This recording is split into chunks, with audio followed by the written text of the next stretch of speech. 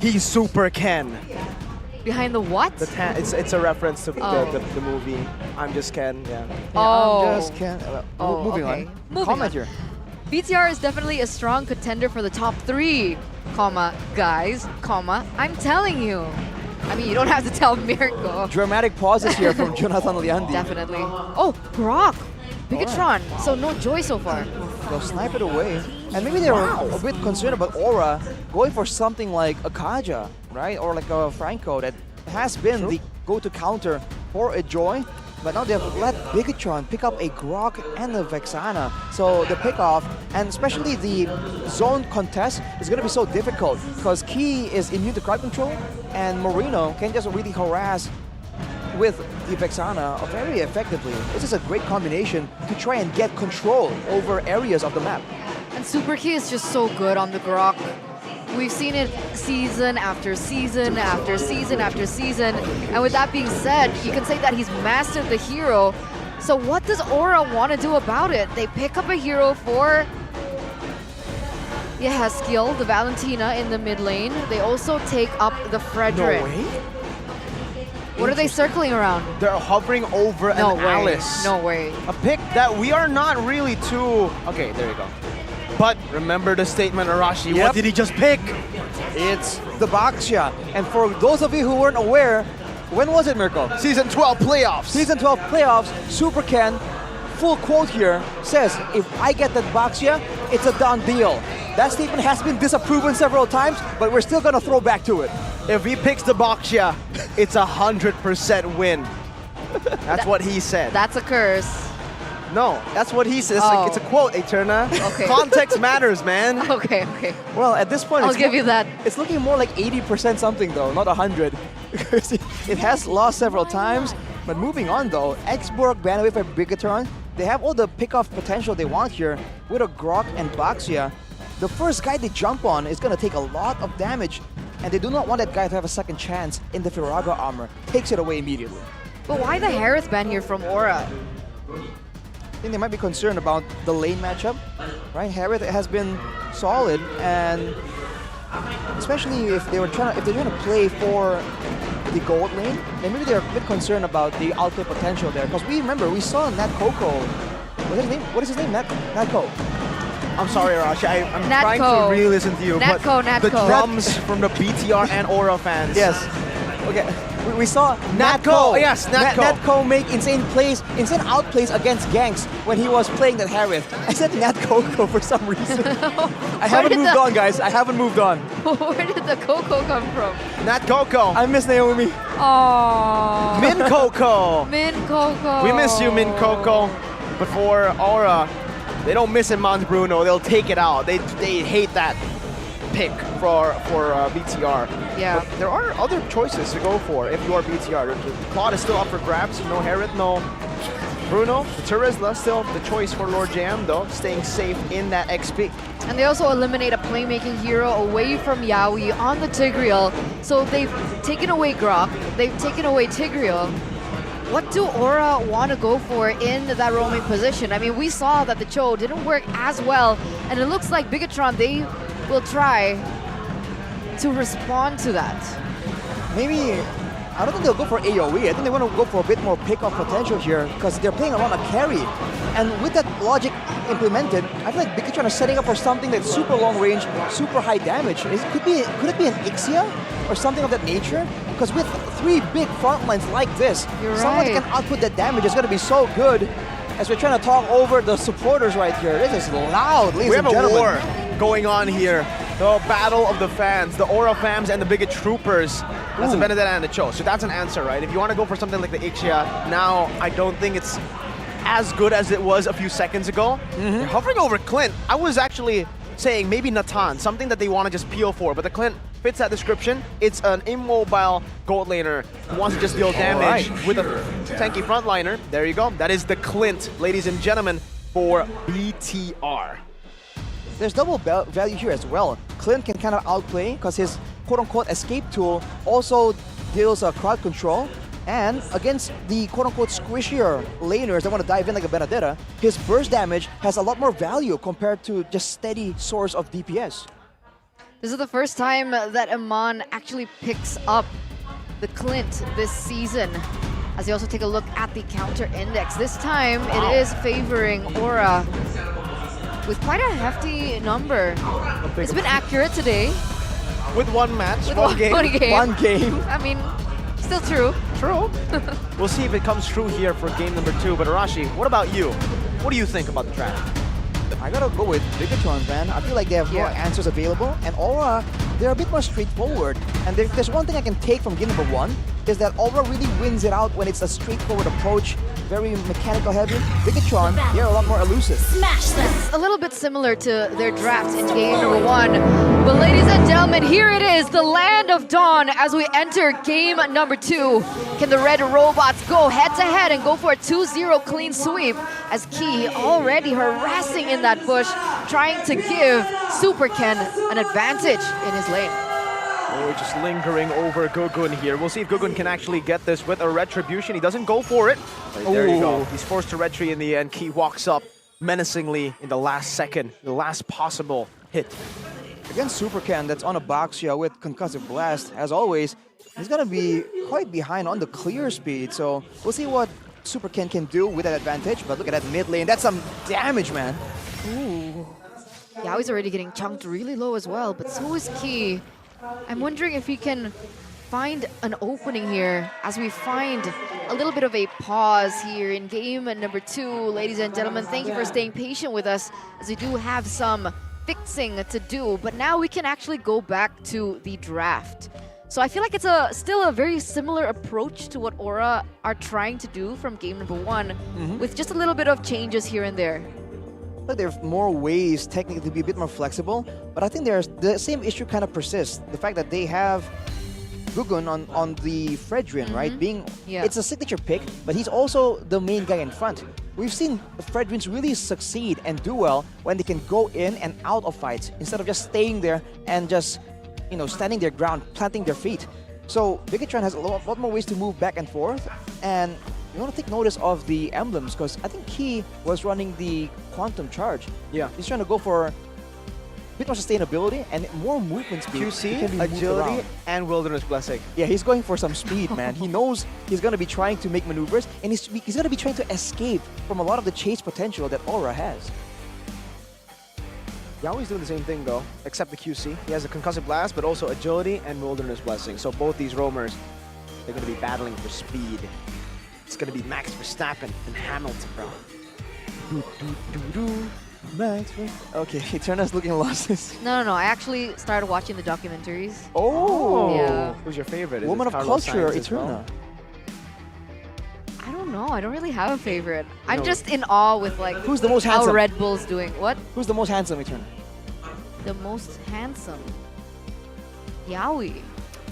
I actually was sorry. about to tell, I was about to say, yeah, I was about to literally like do the Eterna voice again and say, Yawi, but you already did it, so see, accurate. We're in Alright. sync, guys. All right. Well, Shevin is in the building, guys. For those of you at home, we would like to remind you that Shevin is sticking around. Let's take a look at the player head-to-head, though, between Kabuki and Iman. Average KDA, of course, on the winning side, Iman has just been doing a lot more damage, picking up a lot more kills, because the team is kind of playing around him a bit more. And he has the average GPM that's just so high. They always highlight again and again. Out of victory here. But for Bigatron, it's like they really know, like, okay, not now. When they do go for it, they get the first blood. But now, back in the game, we already see Danang. Oh, it's not Danang.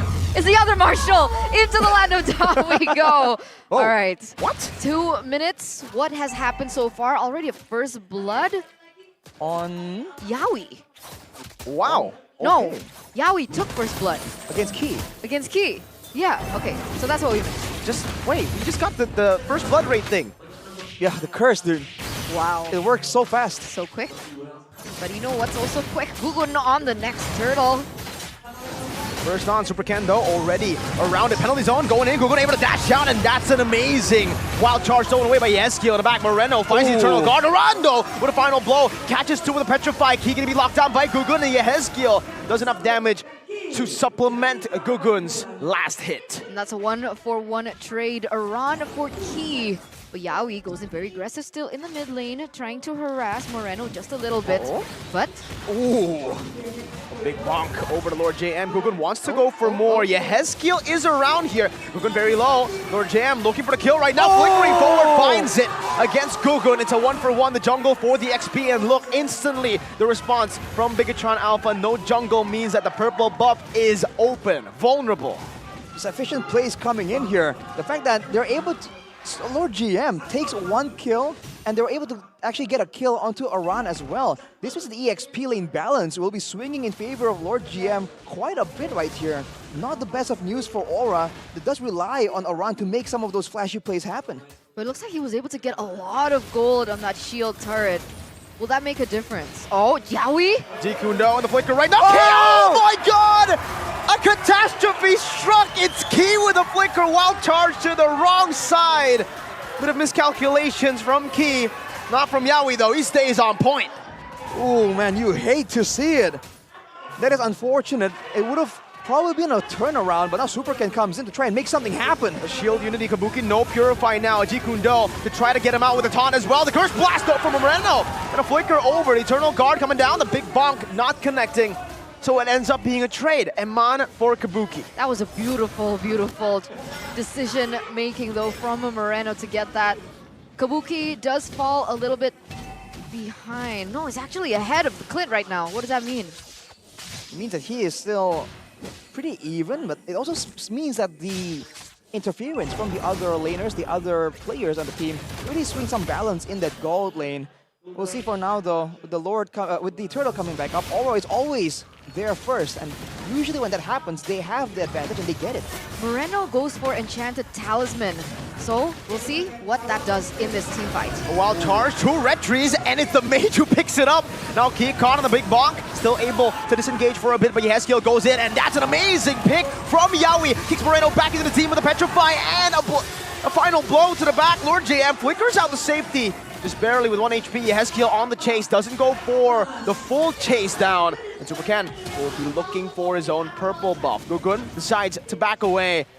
And Aura now are the ones leading with a 2,000 gold lead. So still 100% on the objective take, the neutral objective take. You can see 2 members who are taken down in that particular team fight. Hence the gold difference for Aura now in the 5th minute of the game. And it's a wonder that despite the performance coming in from game number 1, here in game number 2, Bigatron has absolutely no Purify against the Way of Dragon coming in from Yawi. I think they're still trying to make that outplay happen, but you have to highlight the skin here that Aran is running on that Benedetta. It's definitely giving him a bit more of an edge in this matchup. But yes, without the Purify, whoa! And with the Way of the Dragon, a stolen wild charge and a Terrify Key. Oh! Wild charge out to safety. Arando on the chase with the final blow, gets terrified. Eternal Guard not able to knock him up. The Eye for an Eye as well is very, very low. Getting chased down now by Superken as he pops into Tortoise Poissons. Yawi low as well. Force a flicker out. Aran gets out. And so does Key.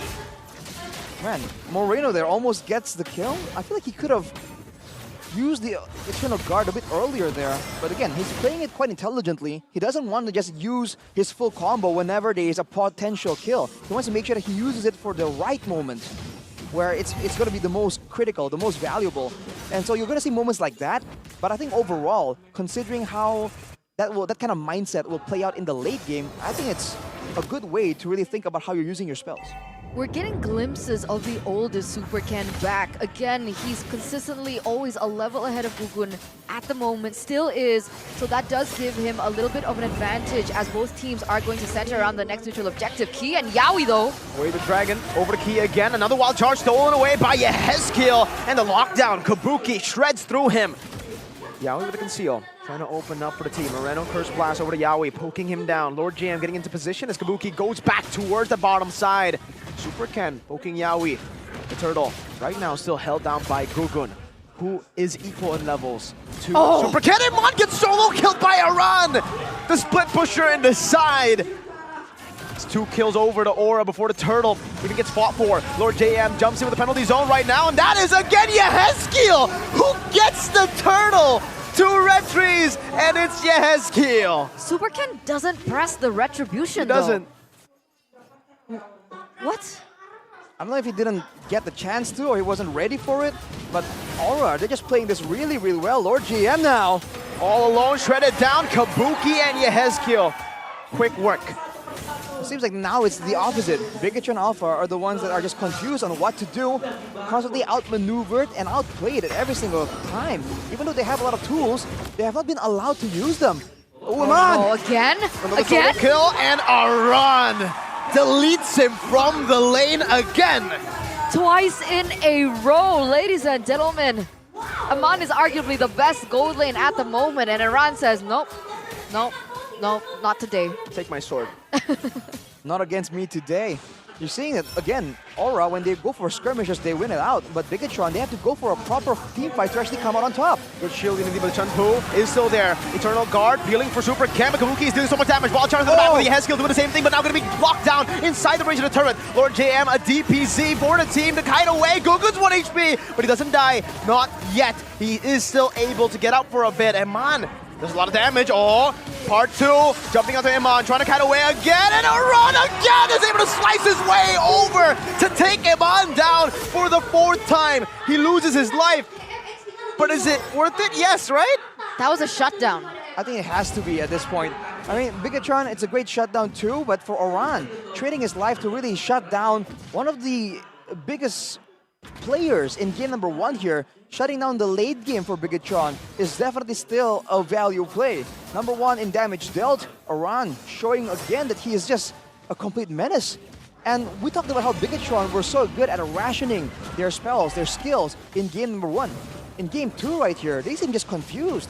Particularly Moreno, I'm not quite getting who exactly he has his eyes on to try and stun and crowd control in these fights. The fact that Aura is moving in and out, right? Confusing them if they're going for an all-in or just a feint is what's making Bigatron just doubt themselves, and they're not playing as decisively as they usually do. Yawi is way the dragon over to Lord JM, going to be melted down with Wild Charge, stuns up 2.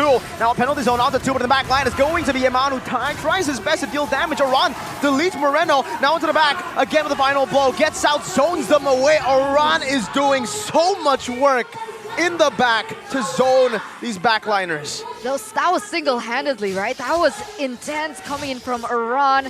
And this is what happens when he gets a hero that can complement the fact that he likes to weave in and out of these team fights. He likes to deal the damage as well. 2 members already taken out. That's enough of a sign for Bigatron to say, hey, okay, we're not going to contest the Lord this time.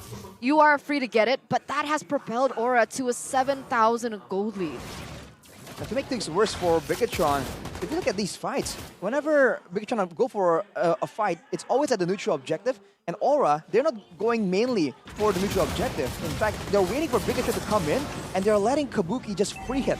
Because Bigatron are so tunneled on trying to get Gugun, they give so much space for Kabuki to actually dish out that damage.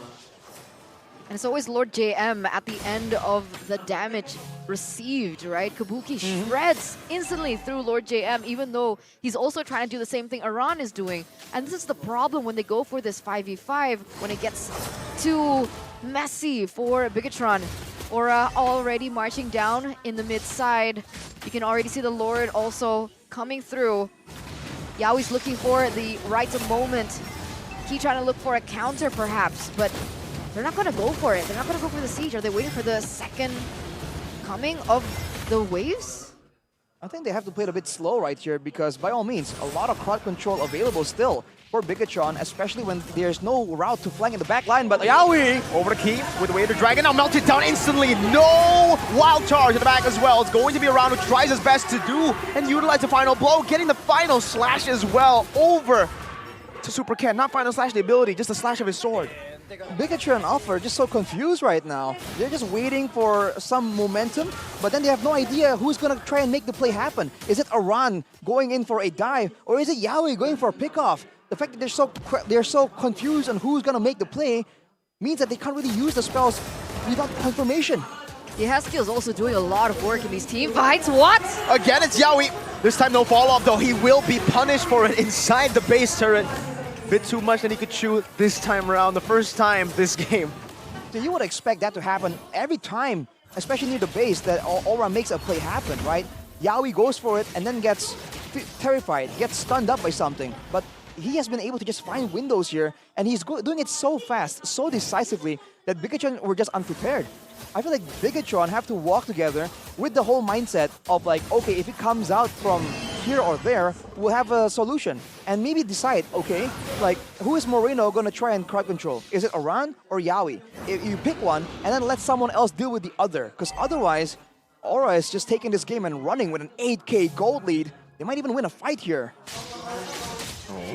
Very dangerous. Go good in the bush, spots them out. Power of nature, he has killed, has stolen the wild charge. Yawi conceal the BTR, corral around Eman. They know what Yawi can do to Eman, to Moreno, the two backliners with no Purify. Arana, the Predator, meanwhile, still waiting in the bush above them, looking for a flank onto perhaps either Eman, Moreno, or even both.